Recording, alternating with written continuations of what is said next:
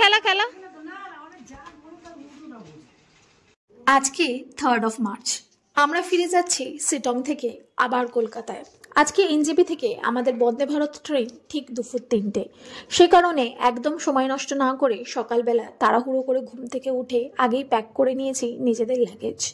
আজকে মনটা একটু ভারাক্রান্ত, যেহেতু পাহাড়কে ছেড়ে যেতে হবে আবার পুরনো গন্তব্যে। গতকাল রাতে আমাদের ড্রাইভার ভাই ফোন করে বলেছিলেন যে যেহেতু আমরা এনজেপি দিয়ে যাব, সে কারণে আমাদেরকে একটু হাতে সময় নিয়ে বেরোতে হবে। এনজেপিতে চলছে ব্রিজ মেরামতের কাজ, সেই কারণে রাস্তায় হচ্ছে প্রচন্ড ভিড়। যাতে ট্রাফিকে আটকে না যাই সেই জন্য হাতে একটুখানি সময় নিয়ে বেরোতে হবে বই। সমস্ত কাজবাজ সেরে একটুখানি জিরোচ্ছিলাম শিটংয়ের ব্যালকনিতে বসে। সত্যি এই পাহাড়, রঙিন আকাশ, সবুজ গাছপালা, পাখিদের কোলাহল, ঠান্ডা বাতাস, শীতল হাওয়া, এই সমস্ত আর কিছুই কাল থেকে পাবো না।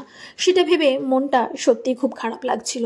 মনে হচ্ছিল এই শেষ সময়টায় যতটা পারি প্রাণ ভরে একটু পাহাড়কে দর্শন করে। পাহাড় যে আমার বড় প্রিয়, তাই পাহাড় থেকে যখনই ফিরে যেতে হয় সত্যি মনটা খুব খারাপ হয়ে যায়।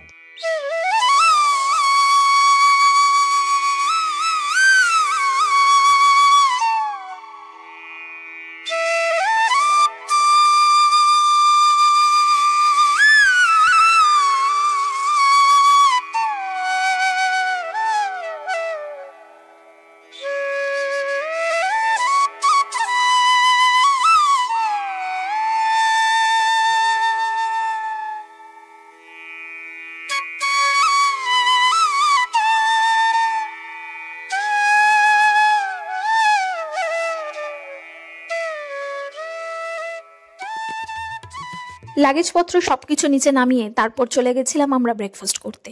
আজকে ব্রেকফাস্টে খুব সিম্পল খাবার দাবার ছিল ঘুগনি, তার সাথে রুটি, আর তার সাথে স্যালাড আর ডিম সেদ্ধ।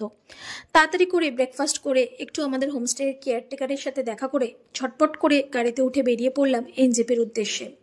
যেহেতু আজকে অন টাইম আমাদেরকে ট্রেন ধরতেই হবে, সেই জন্য কোনোভাবেই লেট করা যাবে না। বেরোবার সময় শিটংকে ছেড়ে যেতে সত্যি মন খুব কাঁদছিল। মনে হচ্ছিল জানি না আবার কবে এমন সুন্দর একটা জায়গায় আসতে পারবো। শিটংয়ের নিস্তব্ধতা ও নিলিবিলি শিটংকে আরো অনেক সুন্দর করে তোলে। গাড়িতে যেতে যেতে আবার সেই গ্রামটার দেখা পেলাম। এই সেই জন যিনি সেই দিন আমাদের অ্যানিভার্সারি সেলিব্রেশনের সময় আমাদেরকে অনেকটা সাহায্য করেছিলেন।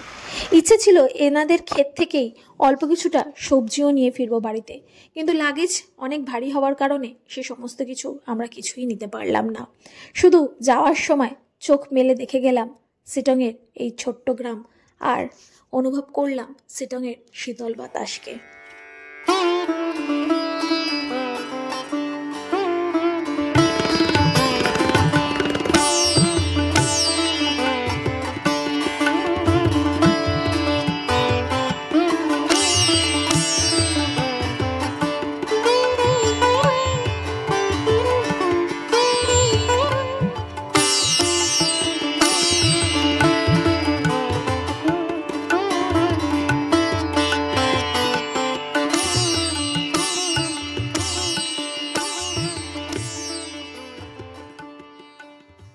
আমার এই শিটং সিরিজের মধ্যে শিটংয়ের প্রচুর গ্রাম, শিটংয়ের আঁকাবাঁকা রাস্তা, ছোট ছোট বাড়ি, সিঁড়ি, পাহাড়, সমস্ত কিছু দেখানোর পরও আজকে শেষ দিন যখন আমরা ফিরছি, সব কিছু যেন মনে হচ্ছে আবার নতুন করে দেখছি। সেই জন্য ক্যামেরা বন্দি না করে একেবারেই পারলাম না। তবে একটা কথা যেটা খুব ভালোভাবেই বুঝতে পারলাম, যে আরো কিছু বছর পর শিটং একেবারেই অফবিট নর্থ বেঙ্গল হিসেবে থাকবে না। তখন হয়তো দার্জিলিং কিংবা কার্শিয়ং এর মতো শিটংও হয়ে উঠবে খুবই ক্রাউডেড। সেই কারণে আপনারা যারা অফবিট নর্থ বেঙ্গলে ঘুরতে যেতে চান, তবে এখনই সব থেকে ভালো সময়, যদি পারেন তো শিটং অবশ্যই ঘুরে আসুন। শিটংয়ের এই নিলিবিলি এবং নিস্তব্ধতা শিটংকে সমস্ত ট্যুরিস্ট ডেস্টিনেশনের থেকে কিন্তু একেবারে আলাদা জায়গা দিয়েছে।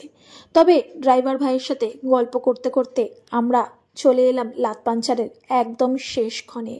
এরপর এই বোর্ডটা পেরোনো মাত্রই আমরা সেবক রোডের দিকে পাড়ি দিলাম।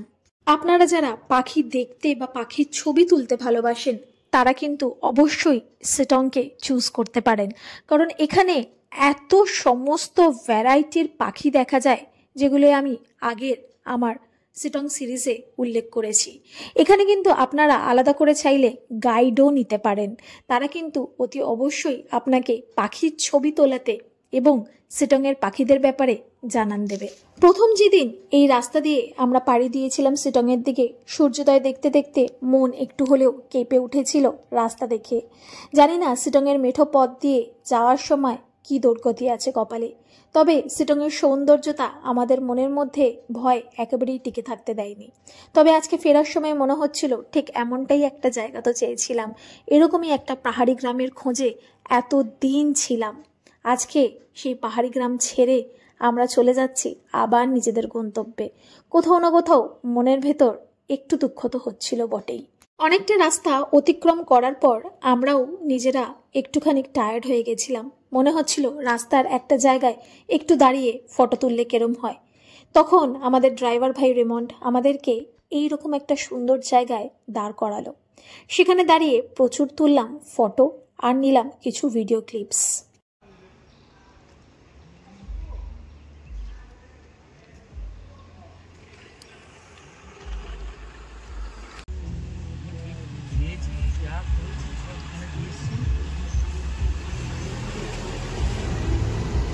এরপর করোনারি ব্রিজ ক্রস করে আমরা চলে এলাম সেবক রোডে।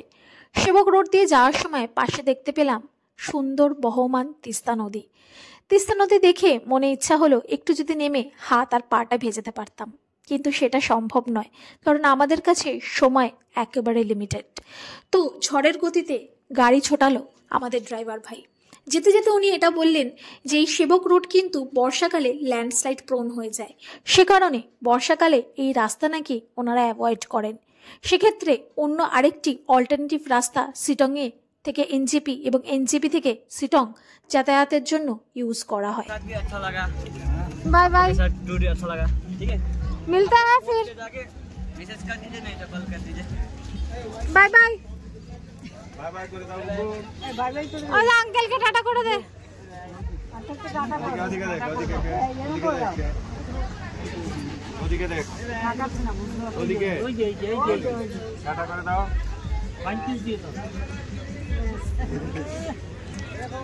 এরপর আমরা চলে এলাম নিউ জলপাইগুড়ি স্টেশনে।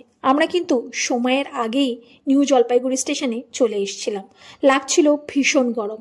ওমা, স্টেশনে আসা মাত্রই দেখলাম আমাদের ট্রেন কিন্তু আমাদের ঢোকার আগেই এসে উপস্থিত। আর আমাদের যে কম্পার্টমেন্ট সেটা হলো C7। আমরা স্টেশনের নামা মাত্রই দেখলাম আমাদের যে সামনের কম্পার্টমেন্টটি সেটিই C7, যার কারণে না আমাদের ডান দিকে যেতে হবে না বাঁ দিকে যেতে হবে, অপেক্ষা করতে হবে ঠিক এখানেই। নিউ জলপাইগুড়িতে আসা মাত্র কিন্তু লাগছিল খুব গরম, যার কারণে সোয়েটারটা খুলে ফেলতে বাধ্য হলাম। আর ঠিক যে জায়গায় দাঁড়িয়েছিলাম সেখানেই ছিল একটি আইসক্রিমের দোকান। সমস্ত লোকজন যারা দার্জিলিং, কালিম্পং, সিটং থেকে আসছেন তারা কিন্তু এখানে দাঁড়িয়ে আইসক্রিম খাচ্ছিলেন, যার কারণে আমিও একটা আইসক্রিম খেয়ে নিলাম।